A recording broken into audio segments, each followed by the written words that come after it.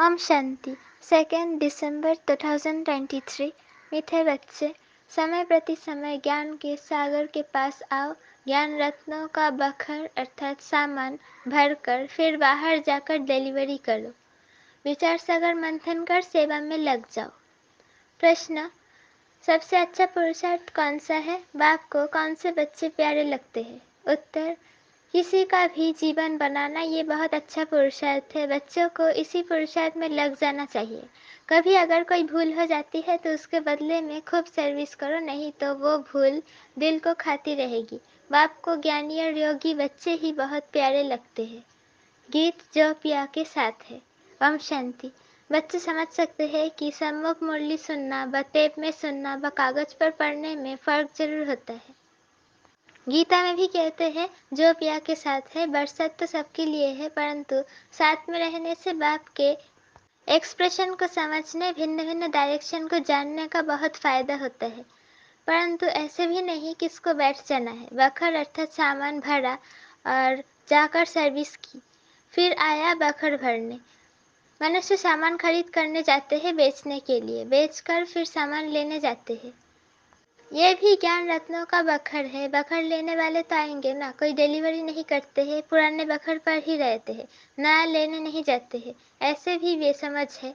मनुष्य तीर्थों पर जाते हैं, तीर्थ तो नहीं आएंगे ना, क्योंकि वो तो जड़ चित्त है। इन बातों को बच्चे ही जानते हैं, मनुष्य तो कुछ भी नहीं जानते। बहुत बड़े बड़े गुरु लोग श्री श्री महामंडलेश्वर आदि जिज्ञासियों को तीर्थ पर ले जाते हैं।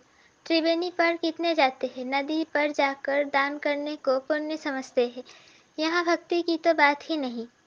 यहाँ तो आपके पास आना है, बच्चों को समझकर फिर समझाना है। प्रदर्शनी में भी मनुष्यों को समझाना है।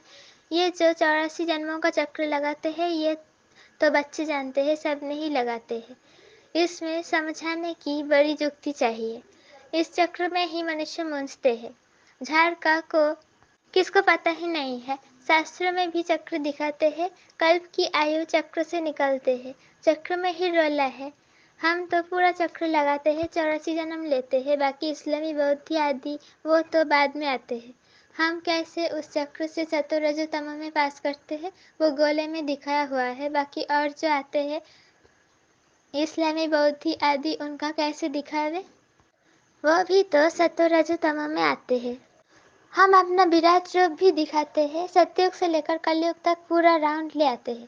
चोटी है ब्राह्मणों की, फिर मुख को सतयुग में, मुख को सतयुग में, बाहों को त्रेता में, पेट को द्वापर में, फिर टांगों को लास्ट में खड़ा करे। अपना तो विराट रूप दिखाए, बाकी अन्य धर्म वालों को कैसे दिखाए? उसे भी शुरू करे तो पहले सतप्रधान फिर सतो रजो तमो। तो इससे सिद्ध हो जाएगा कि कभी भी कोई निर्वाण में नहीं गया है। उनको इस चक्र में आना ही है। हर एक को सतरजतमा में आना ही है। इब्राहिम, बुद्ध, क्राइस्ट आदि तो मनुष्य थे। रात में बाबा को बहुत ख्याल रहता है। ख्यालात में कभी फिर नींद का नशा उड़ जाता है, नींद फिट जाती है। समझाने की बड़ी अच्छी युक्ति चाहिए। उनका भी विराट रूप बनाना पड़े, उनका भी पैर पिछाड़ी में ले जाए, फिर लिखत में समझाए। बच्चों को समझाना है। क्राइस्ट जब आते हैं उनको भी सतरजतमों से पास करना पड़ता है। सतयुग में तो वो आते नहीं, आना तो बाद में है। कहेंगे क्राइस्ट हेवन में नहीं आएगा। ये तो बना बनाया खेल है। तुम जानते हो क्राइस्ट के धर्म में आगे भी धर्म थे, फिर वो ही रिपीट करना है। ड्रामा का राज समझाना होता है। पहले पहले तो बाप का परिचय देना है। बाप से कैसे सेकंड में वर्षा मिलता है, गायब ही हुआ है सेकंड में जीवन मुक्ति। देखो बाबा को कितने ख्यालात चलते हैं। बाबा का पार्ट है विचार सागर मंथन का, गॉडफादरली बर्थ राइट, नाउ और नेवर अक्षर लिखा हुआ है। जीवन मुक्ति अक्षर लिखना है। लिखत क्लियर होगी तो समझाने में सहज होगा। जीवन मुक्ति का वर्षा मिला है। जीवन मुक्ति में राजा रानी प्रजा सब है, तो लिखत को भी ठीक करना पड़े। बिगड़ चित्र भी समझा जा सकता है, सिर्फ इशारे पर भी समझा जा सकता है। ये बाबा है, ये वर्षा है। जो योगयुक्त होंगे वो अच्छी रीति समझ सकेंगे। सारा मदर योग पर है। योग से बुद्धि पवित्र होती है, तभी धारणा हो सकती है। इसमें देही अभिमानी अवस्था चाहिए। सब कुछ भूलना पड़े, शरीर को भी भूलना है। बस हमको वापस जाना है। ये दुनिया तो खत्म हो जाने वाली है। इस अर्थात बाबा के लिए तो सहज है, क्योंकि इनका धंधा ही ये है, सारा दिन बुद्धि इसी में लगी हुई है। अच्छा, जो गृहस्थ व्यवहार में रहते हैं उनको तो कर्म करना है, स्थूल कर्म करने से वो बातें भूल जाती है, बाबा की याद भूल जाती है। बाबा खुद अपना अनुभव सुनाते हैं। बाबा को याद करता हूँ, बाबा इस रथ को खिला रहे हैं, फिर भूल जाता हूँ तो बाबा विचार करते हैं, जबकि मैं भी भूल जाता हूँ तो इन विचारों को कितनी तकलीफ होती होगी। इन चार्ट को बड़ा कैसे सकते होंगे। प्रवृत्ति मार्ग वालों के लिए मुश्किल है, उन्हों को फिर मेहनत करनी पड़े। बाबा समझाते तो सबको है, जो पुरुषार्थ करते होंगे वो रिजल्ट लिख भेज सकते हैं। बाबा जानते हैं बरोबर डिफिकल्ट है। बाबा कहते हैं रात को मेहनत करो, तुम्हारा थक सारा उतर जाएगा। अगर तुम योग युक्त हो, विचार सागर मंथन करते रहेंगे तो। बाबा अपना अनुभव बताते हैं, कब और बातों तरफ बुद्धि चली जाती है तो माथा गर्म हो जाती है। फिर उन तूफानों से बुद्धि को निकाल इस विचार सागर मंथन में लग जाता हूँ तो माथा हल्का हो जाता है। माया के तूफान तो अनेक प्रकार के आते हैं, इस तरफ बुद्धि लगाने से वो थकावट सारी उतर जाती है, बुद्धि रिफ्रेश हो जाती है। बाबा की सर्विस में लग जाते हैं तो योग और ज्ञान का मक्खन मिल जाता है। ये बाबा अनुभव बता रहे हैं। बाप तो बच्चों को बताएंगे ना, ऐसे ऐसे होगा, माया के विकल्प आएंगे, बुद्धि को फिर उस तरफ लगा देना चाहिए, चित्र उठाकर उसी पर ख्यालात करना चाहिए तो माया का तूफान उड़ जाएगा। बाबा जानते हैं कि माया ऐसी है जो याद में रहने नहीं देती है, थोड़े हैं जो पूरा यादें रहते हैं, बड़ी बड़ी बातें तो बहुत करते हैं। अगर बाबा की याद में रहे तो बुद्धि क्लियर रहे। याद करने जैसा मक्खन और कोई है नहीं, परंतु स्थूल बोझ बहुत होने से याद कम हो जाती है। बम्बई में देखो पोप आया, कितनी उनकी महिमा थी, जैसे कि सबका भगवान आया था। ताकत वाले हैं ना। भारतवासियों को अपने धर्मों का पता नहीं है, अपना धर्म हिंदू कहते रहते हैं। हिंदू तो कोई धर्म ही नहीं है, कहाँ से आया, कब स्थापन हुआ, किसको पता नहीं है। तुम्हारे में ज्ञान की उछल आनी चाहिए। शिव शक्तियों को ज्ञान में उछल मारनी चाहिए। उन्होंने तो शक्तियों को शेर पर दिखाया है सारी ज्ञान की बात पिछड़ी में जब तुम्हारे में ताकत आएंगी तो साधु संत आदि को भी समझाएंगे। इतना ज्ञान जब बुद्धि में हो तब उछल आ सकती है। जैसे पाता गांव में खेती करने वालों को टीचर पढ़ाते हैं तो वो पढ़ते नहीं, उनको खेती बाड़ी ही अच्छी लगती है। ऐसे आज के मनुष्य को ये ज्ञान दो तो कहेंगे अच्छा नहीं लगता, हमको तो शास्त्र पढ़ने हैं। परंतु भगवान साहब कहते हैं, जब तक दान पुण्य आदि से अथवा शास्त्र पढ़ने से मेरे को किसी ने नहीं पाया है। ड्रामा को नहीं जानते, वो थोड़ी ही समझते हैं। नाटक में एक्टर्स से पार्ट बजाने ये चोला लिया है। ये है ही कांटों का जंगल, एक दूसरे को कांटे लगाते लूटते मारते रहते हैं। सूरत भर मनुष्य की है, परंतु सीरत बंदर जैसी है। बाप बैद बच्चों को समझाते हैं, कोई नया सुने तो गर्म हो जाए। बच्चे थोड़े ही गर्म होंगे। बाप कहते हैं, मैं बच्चों को ही समझाता हूँ। बच्चों को तो माता पिता कुछ भी कह सकते हैं। बच्चों को बाप चमाट भी मारे तो दूसरा थोड़े ही कुछ कर सकता। माता पिता का तो फर्ज है बच्चों को सुधारना, परंतु यह लॉ नहीं है, जैसा कर्म मैं करूँगा मुझे देख और भी करेंगे। तो बाबा ने जो विचार सागर मंथन किया वो भी बतलाया। यह पहला नंबर में है, इनको 84 जन्म लेने पड़ते हैं।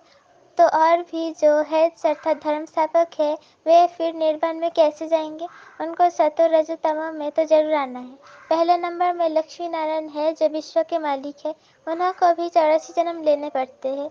मनुष्य सृष्टि में जो हाईएस्ट न्यू मैन है, उनके साथ न्यू ओमेन भी चाहिए, नहीं तो ह्यूमन बिगर ओमेन बिगर पैदाइश कैसे होगी। सतयुग में न्यू मैन है ये लक्ष्मी नारायण, ओल्ड से न्यू होते हैं, ये ऑलराउंड पार्ट वाले हैं। बाकी तो सब सतों में तमो में आते हैं, ओल्ड बनते हैं, फिर ओल्ड से न्यू हो जाते हैं।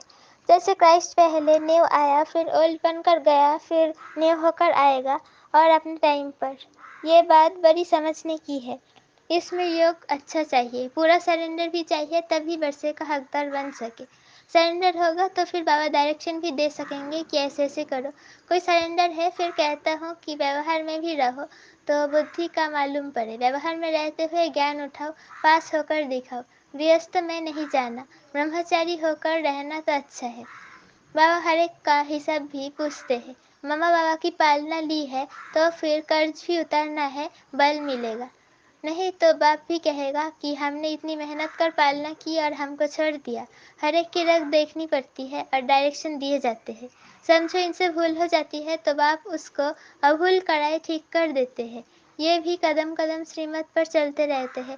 कब नुकसान हो जाता है तो समझते हैं ड्रामा में था, आगे फिर ऐसी बातें नहीं होनी चाहिए। भूल तो अपने दिल को खाती है। भूल की है तो उसकी एवज में फिर बहुत सर्विस में लगना चाहिए, पुरुषार्थ बहुत करना चाहिए। कोई का जीवन बनाना ये है पुरुषार्थ।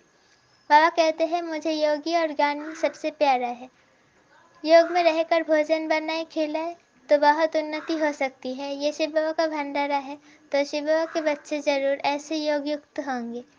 धीरे धीरे अवस्था ऊंच होती है, टाइम जरूर लगता है। हर एक का कर्म बंधन अपना अपना है। कन्याओं पर कोई बोझ नहीं, हाँ बच्चों पर है। बड़े बच्चे हो गए हैं तो माता पिता को बोझ पड़ता है। बाप ने इतना समझाया, इतना समय पालना की है तो उन्हों की पालना करनी पड़े। हिसाब चुकता करना है तो उनकी भी दिल खुश होगी। सपूत बच्चे जो होते हैं वो मुसाफिरी से लौटने पर सब कुछ बाप के आगे रखते हैं। कर्ज उतरना है ना, बहुत समझने की बातें हैं। ऊंच पद पाने वाले ही शेर माफिक उछलते रहेंगे। अच्छा, मीठे मीठे सिकिलते बच्चों प्रति माता पिता बाप दादा का याद प्यार और गुड मॉर्निंग। रूहानी बाप की रूहानी बच्चों को नमस्ते।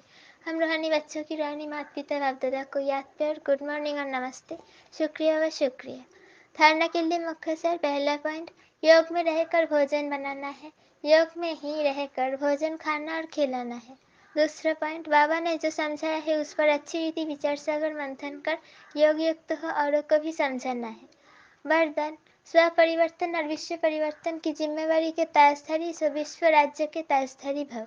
जैसे बाप के ऊपर प्राप्ति के ऊपर हर एक अपना अधिकार समझते हैं, ऐसे स्व परिवर्तन और विश्व परिवर्तन दोनों की जिम्मेवारी के ताजधारी बनो, तब विश्व राज्य के ताज अधिकारी बनेंगे। वर्तमान ही भविष्य का आधार है। चेक करो और नॉलेज के दर्पण में देखो कि ब्राह्मण जीवन में पवित्रता का, पढ़ाई और सेवा का डबल ताज है। यदि यहाँ कोई भी ताज अधूरा है तो वहाँ भी छोटे से ताज के अधिकारी बनेंगे। स्लोगन, सदा बाप दादा की छत्र छाया के अंदर रहो तो विघ्न विनाशक बन जाएंगे। सदा बाप दादा की छत्र छाया के अंदर रहो तो विघ्न विनाशक बन जाएंगे। ओम शांति।